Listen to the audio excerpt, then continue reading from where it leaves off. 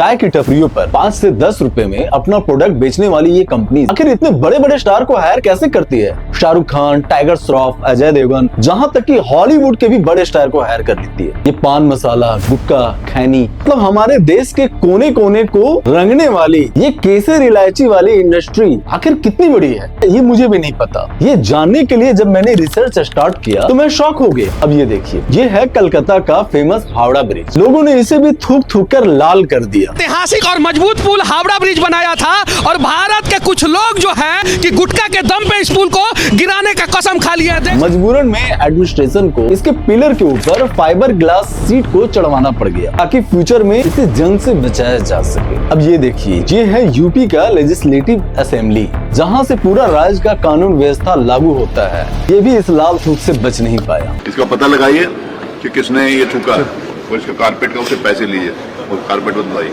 आज सवेरे मुझे सूचना मिली कि हमारे विधानसभा के इस हॉल में किसी माननीय सदस्य ने पान मसाला खाकर अपने वहीं पर सेवाएं दे दी थी। तो मैं आया था और मैंने उसके साफ करवाया है। विधानसभा परिसर में तत्काल प्रभाव से पान मसाला, गुटखा आदि के प्रयोग पर प्रतिबंध लगा दिया गया है। अब ये ऐड देखिए। 60 सालों में मैंने कितना कुछ बदलते देखा है। गांव को नगर, नगर को महानगर बनते देखा है। शौक को खेल, खेल को जुनून बनते देखा है। हाँ, पिछले 60 सालों में मैंने देश को बनते देखा है। कमला पसंद, 60 सालों से अनोखा स्वाद। 60 साल से देश को बनते देखा है। बनते देखा है भाई, हमने तो जब से देखा है सड़कों को लाल होते हुए देखा है, इमारतों को सड़ते हुए देखा है और लोगों को कैंसर से मरते हुए देखा है। अब ये दूसरा ऐड देखिए। जल के बिना जीवन की कल्पना भी बेकार है। अगर जीवन को बचाना है तो जल को भी बचाना होगा। राजश्री पान मसाला, स्वाद में सोच। स्वाद ही सोच। अब ऐसी सोच तभी आएगी जब ये 5 से 10 रुपए वाला प्रोडक्ट आप कंज्यूम करोगे तो इतने महान सोच आ जाए। अनुराग, आप जो ये विमल खा रहे हैं, आपको पता है ये हेल्थ के लिए कितना डेंजरस है? आप बीमार पड़ सकते हो और बहुत लोगों को इससे कैंसर भी होता है। ऐसा है ना, हम सिंघम की सारी पिक्चरें देखें सिनेमा हॉल में, उसे तो आज तो कोई कैंसर नहीं हुआ तो हमें कैसे होगा? देखो, ये पान मसाला, गुटखा, खैनी हेल्थ के लिए हानिकारक है और ये सब जानते भी हैं, फिर भी लोग इसे भारी मात्रा में कंज्यूम करते हैं और इसके आदी हो जाते हैं। तो आखिर ऐसी क्या बात है, इतना लोकप्रिय कैसे हो गया? तुम गुटखा कब से खाते हो? 1-2 महीना से। 1-2 महीना से? कौन सा गुटखा खाते हो? सूद प्लस। कितने का आता है? 3 रुपया। तो तुम्हारे पापा डांटते नहीं तुम गुटखा खाते हो? क्यों जन्म ना कर रहा है। कुछ साल पहले हमने एक कोविड-19 पैंडेमिक देखा जिसकी वजह से भारत में 5 लाख प्लस लोगों की डेथ हो चुकी है। बट हैरानी की बात यह है कि इस टोबैको की वजह से हर साल 13.5 लाख लोग अपनी जान से हाथ धो बैठते हैं और ये आंकड़ा हर साल रिपीट होता है। और इस आंकड़े को अगर डिटेल में देखा जाए तो हर घंटे लगभग 134 लोग भारत में अपनी जान गंवा रहे हैं इस टोबैको की वजह से। और ये डेटा इतना शॉक करने वाला इसलिए है क्योंकि अब ये जो केसर इलायची इंडस्ट्री है उसका मार्केट 46,000 करोड़ की है, जो कि इंडिया के बिस्किट इंडस्ट्री को टक्कर देती है और चॉकलेट इंडस्ट्री तो इसके आसपास भी नहीं है। अब देखो, 46,000 करोड़ की इंडस्ट्री है तो ऑब्वियसली गवर्नमेंट को ठीक ठाक रेवेन्यू आती होगी और ये बात कुछ हद तक सच भी है। लेकिन लॉन्ग टाइम में गवर्नमेंट को टोबैको से होने वाली बीमारी, उसके हेल्थ केयर में जो खर्चा है, इसकी रेवेन्यू से 8 गुना ज्यादा है। मतलब गवर्नमेंट को इसे प्रॉफिट नहीं, लॉस हो रहा है। तो फिर आखिर गवर्नमेंट बैन क्यों नहीं कर रही है? 2011 के रेगुलेशंस के अकॉर्डिंग इन प्रोडक्ट्स का एडवर्टाइजमेंट बैन है, फिर भी आखिर ये बड़े बड़े स्टार्स इन एड को करने के लिए राजी कैसे हो जाते हैं? तो आइए जानते हैं कि why the Indian spitting industry is growing so fast. Vimal, बोलो जुबान केसरी, पान बहार, पहचान कामयाबी की, कमला पसंद, अनोखा स्वाद, राजश्री इलायची, जश्न का जश्न। हम लोग जानते हैं पान सुपारी हमेशा से भारतीय संस्कृति का एक हिस्सा रहा है। शादी हो या फंक्शन हो, पान जरूर मिलेगा, लेकिन ये हमेशा फ्रेश मिले ये इतना आसान नहीं था। इसलिए कंपनीज को यहाँ पे एक बहुत ही अच्छा बिजनेस आइडिया मिला, इसे ड्राई फॉर्म में बेचने का, जिसका नाम दिया गया पान मसाला। इसमें होता था सुपारी, चूना, कत्था और भी कई फ्लेवर, इलायची। ये वही आइटम है जिसे फ्रेश पान के पत्ते के साथ खाते हैं। अब ये पैकेट में बिकने लगा। कुछ टाइम बाद कंपनी इसी पैकेट में टोबैको मिला के बेचना शुरू की। यहाँ से स्टार्ट हुआ गुटखा का। टोबैको में होता है निकोटीन, जो कि हमारे ब्रेन के डोपामिन रिवार्ड सिस्टम को एक्टिव करता है, जो कि हमें किक देता है। अब कंपनीज की चालाकी को समझो। एडिक्शन को और तेज बढ़ाने के लिए इसमें मिलाया गया चूना और मैग्नीशियम कार्बोनेट, जिसके कारण निकोटीन का एब्जॉर्प्शन हमारे ब्लड स्ट्रीम में तेजी से होता है और एडिक्शन बढ़ती जाती है। अब कोई इसे अगर छोड़ना भी चाहे तो उसे टेंशन, चिड़चिड़ापन, कंसंट्रेशन की कमी मतलब चाह के भी छोड़ नहीं पाता है। डॉक्टर साहब, ये मेरी दूसरी बीवी है, गुटखा मैं नहीं छोड़ सकता क्योंकि मैं जब ये छोड़ता हूँ तो मेरा दिमाग जो है वो सुन हो जाता है और मैं कोई काम नहीं कर सकता। इधर बहुत ज्यादा है, तो ये लोग इसकी वजह है कि ये एडिक्शन है, ये एक नशा है और इसको नशे की लाइन पे ट्रीट करना चाहिए।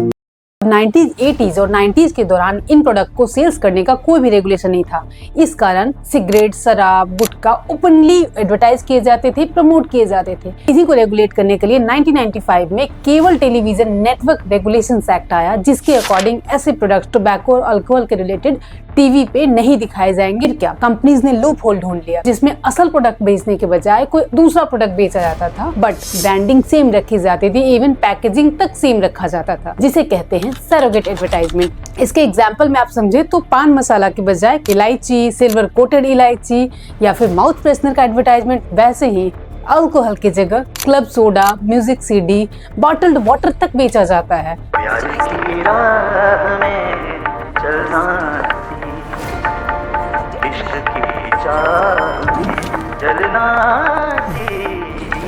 Men will be men. Seagram's Imperial Blue Super Hits Music Series. अब इनमें इनका मकसद था अपने अल्कोहल और टोबैको रिलेटेड प्रोडक्ट को इनडायरेक्टली उस ब्रांड को फेमस करना, उस ब्रांड को प्रमोट करना। 2011 में एक और रूल आई, food safety and standard prohibition and restrictions on sales regulation act. इस एक्ट के अकॉर्डिंग गुटखा, जो पान मसाला और वो टोबैको का पैकेट था, उसे बैन कर दिया गया।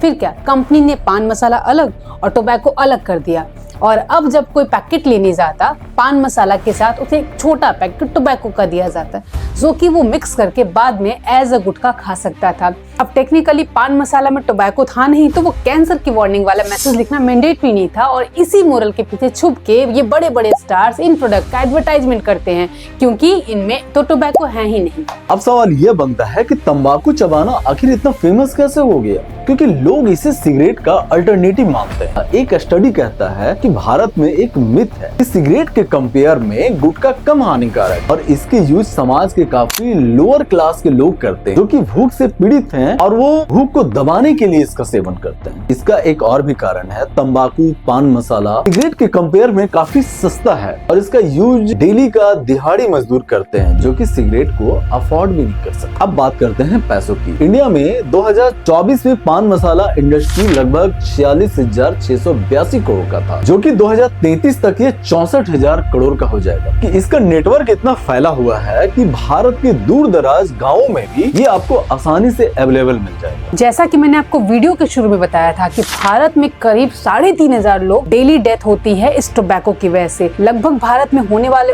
ओरल कैंसर के केसेस में 80% केसेस इस पान मसाला और टोबैको की वजह से होता है। यूथ में एक नई प्रॉब्लम दिख रही है, ओरल सबम्यूकस फाइब्रोसिस, जिसमें मुंह खुलना बंद हो जाता है, जबड़ा जाम हो जाता है। यह बंधु पिछले कई सालों से पान मसाला गुटखा खाते रहे। 4 साल से इनका मुंह धीरे धीरे बंद होने लगा है। अब इनका मुंह भी बिल्कुल नहीं खुल रहा है, बहुत मुश्किल से एक उंगली जा रही है मुंह के अंदर। तो स्टमक में अल्सर बन गया है, जो कि पान मसाले में जो एसिड होता है उसका यह साइड इफेक्ट है। डॉक्टरों ने इन्हें मना किया कि आप मसाला बंद करें, फिर भी यह खाते रहे। दर्द इनका बढ़ता गया और अब ब्लीडिंग लगातार हो रही है, मुंह खुल नहीं पा रहा। अब गवर्नमेंट पे एलिगेशंस लगता रहता है कि टोबैको या ऐसे पान मसाला को रेवेन्यू के लिए बैन नहीं करती। कुछ हद तक ये सच भी है, क्योंकि गवर्नमेंट को 10% की रेवेन्यू आती है इस पान मसाला इंडस्ट्री से।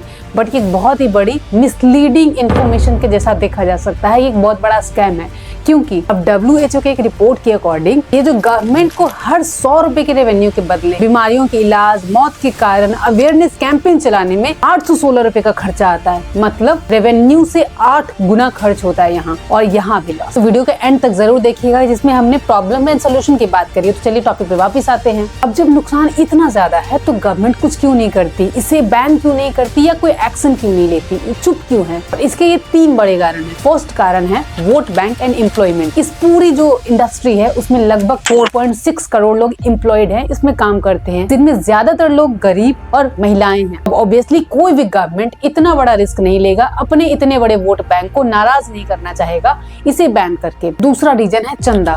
अब एक रिपोर्ट के अकॉर्डिंग अलग अलग पॉलिटिकल पार्टीज को इन टोबैको कंपनीज ने 550 करोड़ का चंदा दिया है इन 10 सालों में।